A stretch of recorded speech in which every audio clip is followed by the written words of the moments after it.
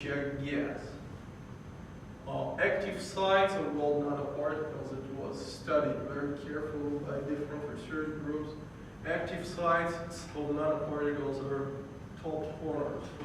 For the most part, all the corners are active sites, but top corners are predominant for adsorption.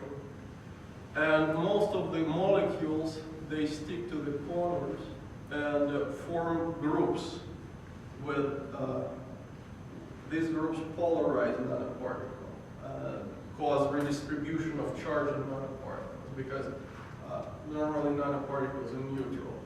So in this case, all the positive charge will be moved up, and negative charge will concentrate here at the metal semiconductor boundary, which will push carriers from the metal semiconductor boundary and will cause deeper depletion. And this is basically what we observe in our experiment. We inject gas adsorbs on active sites of nanoparticles, cause deeper depletion, and we see drop in conductivity. Well, in the case of simple gases like hydrogen and CO, it's pure adsorption, just adsorption of molecules in active sites. And even insignificant amount of gas is enough to reach the saturation. But if you inject water, situation changes completely, because in this case you don't just have adsorption, you have chemical reaction on active sites. This chemical reaction is called CO oxidation. So carbon monoxide will be converted into carbon dioxide. In the presence of oxygen, moreover, carbon mixture of water vapor, carbon monoxide, and oxygen will be converted into hydrogen and free hydrogen and carbon dioxide. So this is the idea for future research.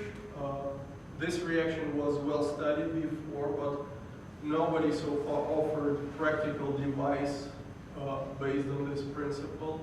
If you inject mixture, if you blow mixture of water vapor, carbon monoxide, and oxygen through gold nanoparticles, first of all, you deactivate carbon monoxide, which is poisonous gas. Deactivation means you turn it into carbon dioxide.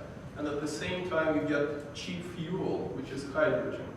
So this is the basic model of fuel cells based on gold nanoparticles.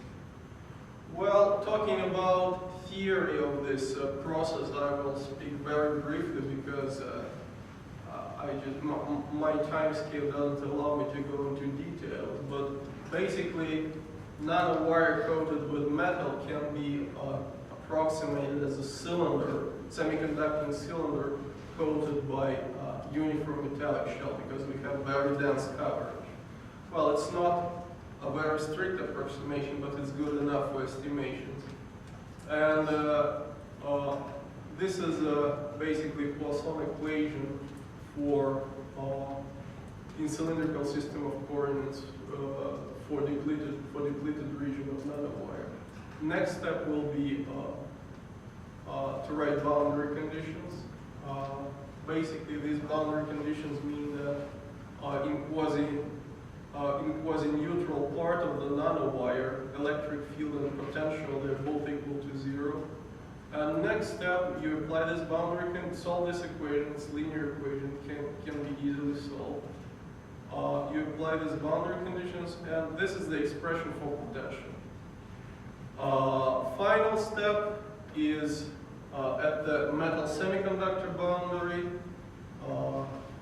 potential is equal to built-in potential, which is barrier height on the side of semiconductor, minus gating voltage. So this is basically our final equation, which relates applied voltage, carrier density, radius of nanowire, and depletion depth. So this is the way to analyze physics of this process. And just a few words about that. These are the plots. Well, I put this cross-section of nanowire, so you will have So cross-section of nanowire, gold nanoparticles on the surface, depleted region, radius of nanowire, depletion depth, and RC is the radius of the conducting region where we have free carriers. So basically here, I draw a plot. This plot is obtained numerically because previous equation I've shown you, it's transcendental equation. You can't explicitly derive radius of the conducting region as a function of carrier density. Well, black dashed line here is the radius of conducting region in vacuum, where we don't have any gas. And green, blue, and red lines for different drops of conductivity. Drop of conductivity 10%, 25%, 50%. And gating potential that we need for this drop of conductivity. So basic idea here is when we have very low carrier density, see, conducting region is 0. Why? Because at low carrier density, the whole volume of nanowire will be depleted. It will become insensitive. So we don't want really low carrier density. If it's too high, it's also bad because we won't see, since our potential is limited, we won't see significant drop of conductivity thanks to this potential from gas. So this plot shows that for efficient sensing, carrier density should be well balanced, and it basically can be controlled by doping. So doping is one of the tools to control chemical sensitivity of our sensor. The same study is for radius of nanowires, so radius of conducting region as a function of nanowire radius for 3 different carrier densities. And this is all for a conductivity drop of 50%. So if you see for fixed carrier density, if radius is too low, it's bad for us. Most of nanowires will be depleted, and the sensor will become insensitive, which we don't want. If it's too high, the same story. We move from nano level to macro level. And at macro level, to change conductivity of macro wire, this induced potential nanoparticle won't be enough. So we need to stay at nanoscale, but very small radius is also bad. So again, radius of nanowires is the way to control the sensitivity. So we found out 2 ways: controlling carrier density and controlling radius. So these are 2 basic principles, and they all can be used in the experiment because you control carrier density by adding chemical compounds in the synthesis, and you control radius of nanowire but by temperature of synthesis. Well, these are a few publications related to this subject, and my colleagues at the University of Idaho recently started a company, Go Nanotechnologies. You can check this website.